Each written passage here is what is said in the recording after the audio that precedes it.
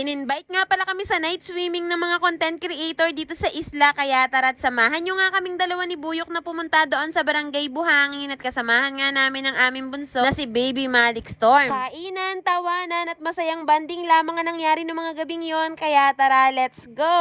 So ay na nga mga mare, na imbitahan nga pala kami sa isang night swimming na gaganapin doon sa Lakeview Resort sa Barangay Buhangin. Alas 7 nga daw ng gabi dapat nandun na nga sa resort, kaya naman etot alas 5 pa nga lang ng hapon ay umalis na nga kami dito sa aming nayon. Hindi nga kasama si Ate Cass at si Ate Megan, kaya naman etot si Storm na nga lang ang isinama namin. Naririnig nga ho niya yung ingay ng makina ng bangka, kaya naman etot napagkakatahimik nga ho niya. Alas 5 na nga nung umalis kami dito sa bahay at mabuti na lang talaga at kalmang-kalma nga ho ang dagat, kaya naman etot napakasarap nga ho ng aming biyahe. Tuwang-tuwa nga ho kami dito kay Storm mga mare dahil wala nga hong kaimik-imik dito sa bangka at siguro yung naninibago. Iiwanan nga ho namin siya doon sa barangay Hanusa sa aking nanay dahil kung sakali mang magligalig nga siya, malapit-lapit nga ho ang aming uuwian. Wala pang isang oras ay nakarating na nga kami dito sa barangay Hanusa mga mare dahil binilisan nga ho ni Buyok ang patakbo ng aming bangka dahil baka abutan nga ho kami ng dilim, ay mahirap na. Tapos ayun, pagkarating nga namin dito sa barangay Hanusa ay dumiretso na nga kami agad doon kila nanay dahil iiwanan nga ho namin tong si Storm. Pagkarating naman namin doon ay nagpahinga nga lang kami saglit at maya-maya pa hiniram nga namin ang motor ng aking kapatid para hindi na nga ho kami magta-tricycle papunta doon sa resort. Sa kabilang barangay lang naman ng resort mga mare, pero kung nakabangka nga kayo ay pwedeng-pwede naman kayong dumuong doon mismo sa tapat. Tapos ayun, mga ilang sandali pa ay nakarating na rin kami dito sa Lakeview Resort at yan nga mga content creator ay nagulat nga sila nung dumating nga kami. Yung ilan kasi sa kanila ay hindi nga alam na kami ay dadating, kaya ayan at gulat na gulat nga ho sila. Syempre kapag content creator ka ay kailangan laging nakatutok at laging nakahanda ang camera, kaya ayan at pare-parehas na nga kami hindi magkanda o gaga sa pagbibideo nyo. Skoday. Medyo marami na nga sila nung dumating kami mga mare at pare, kaya naman nahiya nga kami pero slight lang naman. Paano ba naman yung iba nga sa kanila ay hindi pa nga namin masyadong kakilala, pero yung iba naman ay halos kapatid na nga namin kung ituring. Sinabi nga rin nila sa amin na patlak nga daw sa food, kaya naman etot naghanda nga ho ako ng maha blanca. Pagkasabi nga ho sa amin na ini-invite nga ho kami ay nagluto na nga ho ako agad, kaya naman hindi ko na nga ho na-videohan sa pagmamadali nyo. Skoday. Marami na nga ring nakahain sa lamesa mga mare dahil patlak nga at biruin mo lahat yan ay may dala, kaya naman bang dami. Ang mga boys naman ay nagkakasayahan na, kaya ayan at naupo na nga rin si Buyok nyo.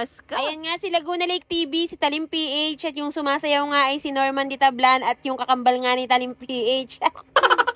Ayun, kung makita nyo nga yung mga mukha nyo dito, ay mag-comment na lang kayo sa comment section dahil yung iba nga eh hindi ko nga mga kilala yung mga page. Salamat! Tama naman at may nagdala nga ho ng paborito kong pichi-pichi, kaya ayan nga ho yung nilantakan ko dito nyo. Skoday! Tapos ay pinakain na nga rin ho nila kami ng kanin at ulam dahil medyo tomguts na nga rin ho kami ng mga oras na yan. Grabe mga mare, sobrang sasarap po talaga ng mga dala nilang pagkain, kaya sobrang nabusog po talaga ako. Bakit kaya kapag ka-content creator na pagkakaingay halos hindi na nga kami magkarinigan niya, talagang excited ho kaming makita ang isa't isa. Sa sobrang ingay nga namin at sobrang daldal nga ho namin pagkukwentuhan, eh medyo nanakit nga ho ang lalamunan ko pag uwi.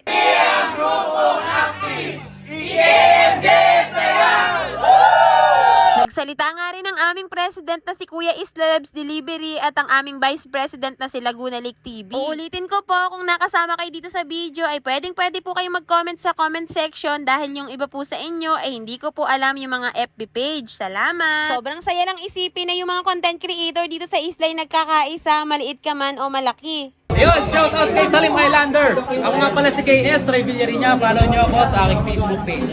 Thank you so much. At meron pa nga nag-model dito sa amin mga maret, ang akala ko nga ay si Ibana Alawi, yung pala naman ay si Ka-Freshness nyo. Skoday!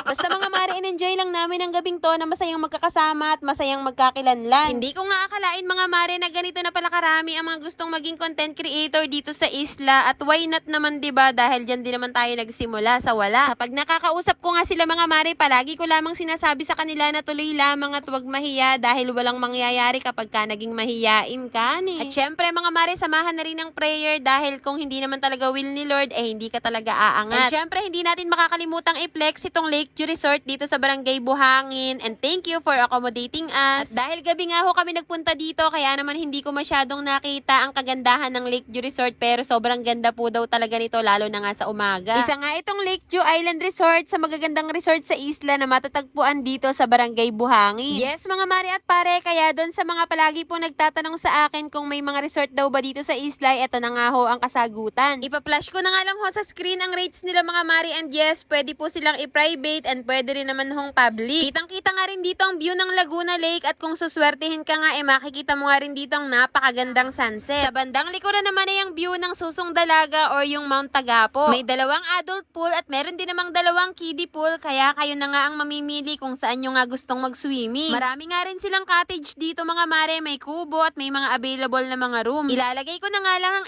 FB page nila dito mga mare, para kung may katanungan pa nga kayo, pwede nyo nga ho silang kontakin. Sa sobrang enjoy nga namin ni Buyok ay hindi nga namin namamalaya na inabot na pala kami ng alas 12 ng hating gabi nyo, skuday. Kaya eto't nagpaalam na nga rin kami sa kanila at umuwi na nga rin kami mga mare, dahil baka mamaya nagdiligalig na nga ho ang aming bunso. Tapos kinabukasan pa nga kami umuwi mga mare, dahil dun nga ho kami natulog kila nanay. Kaya naman kung nakarating nga ho kayo hanggang dito sa dulo at kung nagustuhan nyo nga ho itong video na to, ay baka naman pa-heart at pa-share at syempre pa-follow na rin po. Yun lang mga mare, maraming salamat sa panonood and see you on my next vlog. Bye!